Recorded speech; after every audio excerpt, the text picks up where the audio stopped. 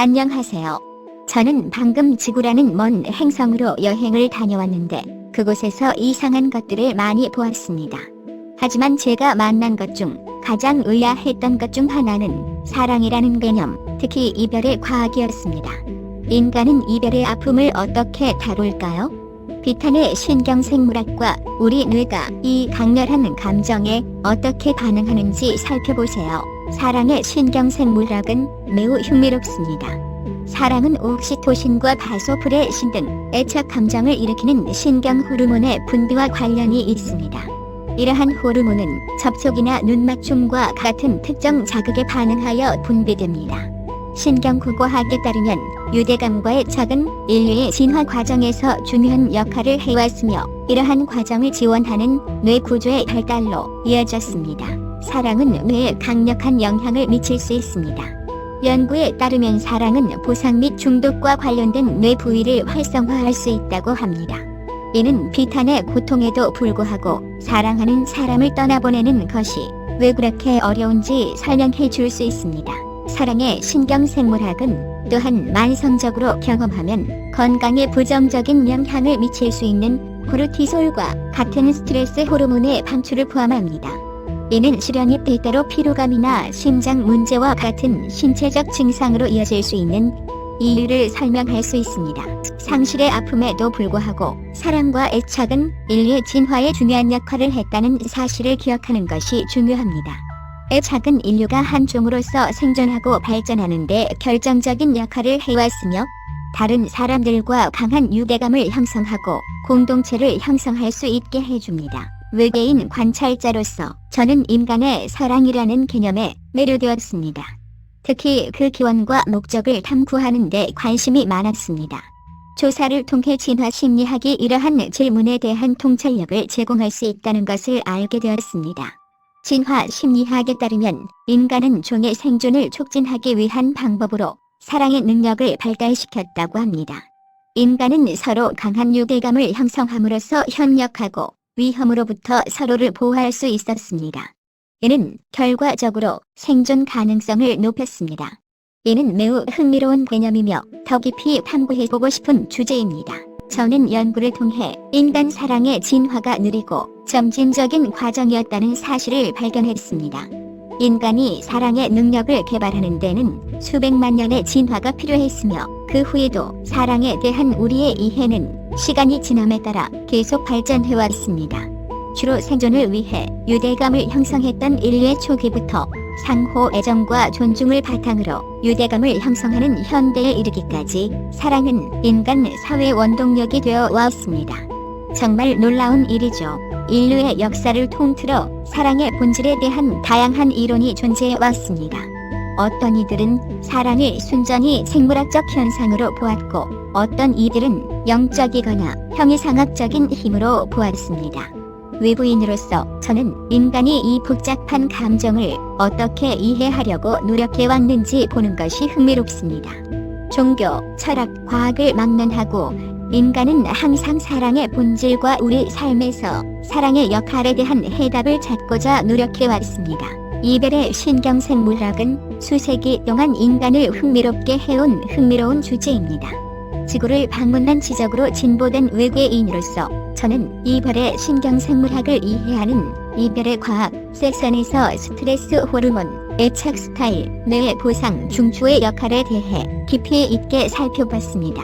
신체적 고통을 경험할 때와 같은 부위의 불이 커지는 등 우리 뇌가 비탄에 반응하는 방식에 대해 알게 되어 놀랐습니다. 상실감에 영향을 미치는 주요 요인 중 하나는 애착 스타일입니다. 어떤 사람들은 불안한 애착 스타일을 가지고 있어 관계에서 불안감과 두려움을 느끼는 경향이 더 클 수 있습니다. 다른 사람들은 회피 애착 스타일을 가지고 있어 서로 거리를 두고 정서적 친밀감을 피할 가능성이 높습니다. 애착 스타일이 연애 관계를 형성하고 유지하는 능력에 어떤 영향을 미칠 수 있는지 알아보는 것은 매우 흥미로웠습니다. 스트레스 호르몬도 이별 후 코르티솔 수치가 급상승하는 등 비탄에 중요한 역할을 합니다. 이는 우울증, 불안, 수면 장애 등 다양한 신체적, 정서적 증상을 유발할 수 있습니다. 우리 몸이 비탄에 반응하는 방식을 탐구하는 것은 흥미롭고 눈을 뜨게 하는 경험이었습니다. 마지막으로 뇌의 보상 중추도 비탄의 경험과 관련이 있습니다. 사랑에 빠지면 뇌는 쾌락과 보상과 관련된 신경 전달 물질인 도파민을 분비합니다. 이별 후 갑작스러운 도파민 분비 중단은 금단 증상과 절망감으로 이어질 수 있습니다.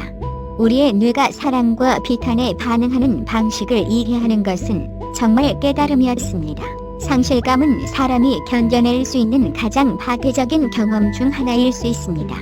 지구를 방문한 지적으로 진보된 외계인으로서 저는 그것이 개인과 사회 전체에 미칠 수 있는 파괴적인 영향을 직접 목격했습니다. 하지만 비탄에 대처하고 앞으로 나아갈 수 있는 방법이 있습니다. 가장 효과적인 전략 중 하나는 자기 관리를 실천하는 것입니다.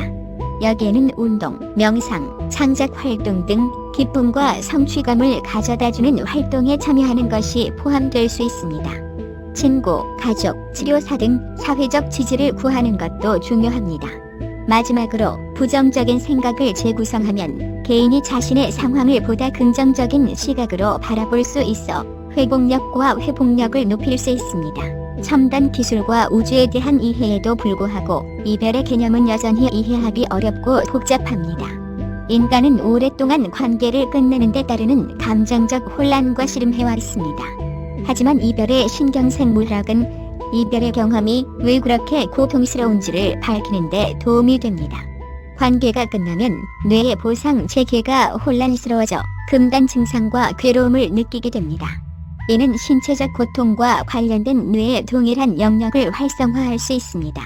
실연의 과학적 원리를 이해하면 자신이 느끼는 감정이 정상적인 생물학적 반응임을 인식하는 데 도움이 될 수 있습니다. 상실감에서 벗어나는 것은 복잡하고 개별적인 과정입니다.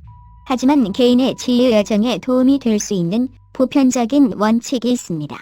자기 연민과 자기 용서를 연습하는 것은 부정적인 감정을 해소하고 평화로운 마음을 키우는 데 도움이 될 수 있습니다. 또한 운동, 건강한 식습관, 명상 등 웰빙을 증진하는 활동에 참여하면 통제력과 자존감을 회복하는 데 도움이 될 수 있습니다. 마지막으로 새로운 경험과 관계에 열린 태도를 유지하는 것은 개인이 앞으로 나아가고 행복을 찾는 데 도움이 될 수 있습니다. 외부인으로서 저는 비탄에 직면한 인간 전신의 회복력의 놀라움을 금치 못합니다. 관계를 끝내는 데 따르는 고통과 아픔에도 불구하고 인간은 엄청난 성장과 치유의 능력을 가지고 있습니다.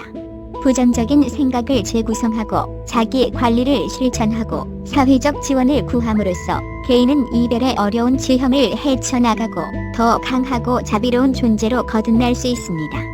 이별의 신경생물학은 이별이 왜 그렇게 고통스러운지 설명하는 데 도움이 될 수 있지만 궁극적으로 이별을 이겨내는 것은 사랑과 연결에 대한 인간의 능력입니다. 결론적으로 상실감은 밝은 면과 어두운 면이 모두 있는 보편적인 경험입니다. 상실감은 엄청나게 고통스럽고 힘든 경험일 수 있지만 성장과 치유, 자아 발견의 기회도 제공합니다. 자기 관리를 실천하고 사회적 지원을 구하고 부정적인 생각을 재구성함으로써 개인은 상실감에서 벗어나 다시 한번 행복을 찾을 수 있습니다. 지적으로 진보된 외계인으로서 저는 인간 정신의 회복력과 강인함을 목격하게 되어 영광이며 이 지식을 고향인 지구로 가져갈 것입니다. 제 이야기가 흥미로웠다면 지구라는 행성을 다시 방문할 수 있도록 좋아요를 누르고 구독해주세요. 안녕히 계세요.